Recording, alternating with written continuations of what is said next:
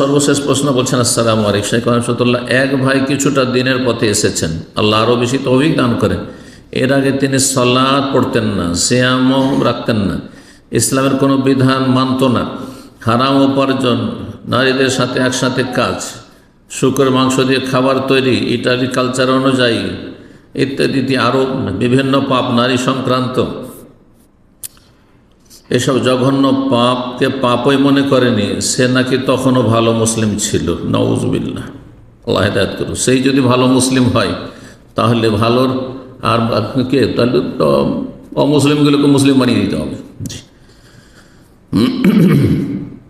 এরা হচ্ছে পাপিষ্ট মুসলিম, ফাসিক। যারা হারামে জড়িয়ে রয়েছে তারা হচ্ছে ফাসিক। যার জীবনে যত বেশি হারাম পাপ রয়েছে তত বড় ফাসিক।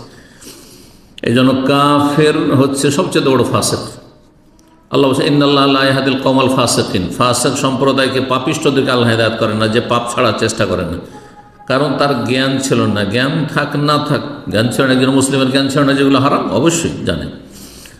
দয়া করে উত্তরটা জানাবেন। যাক, অতীতে যা হয়েছে তিনি এখনও হারাম উপার্জন করেন। হারাম উপার্জন করেন সে যেন আল্লাহকে ভয় করেন, না হলে জাহান্নামে যেতে হবে। নবী সাল্লাল্লাহু আলাইহি ওয়াসাল্লাম বলেছেন, আইয়ুমা লাহমিন নাবাত মিন সুহত, যে কোনো গোস্ত, রক্ত তৈরি হবে, শরীর তৈরি হবে হারাম খেয়ে, হারাম উপার্জন করে, ফান্নার আউলা বিহি, জাহান্নাম বেশি হক রাখে, জাহান্নামের আগুনে যেতে হবে। আল্লাহ বোঝার তৌফিক দান করেন, সংশোধনের তৌফিক দান করেন, সকলকে হেদায়েত দান করেন এবং আল্লাহ রাব্বুল মুসলিম পরিবেশে জীবনযাপনের তৌফিক দান করেন। ঈমান ইসলামকে রক্ষা করা আল্লাহ যেন সহজ করেন। সমস্ত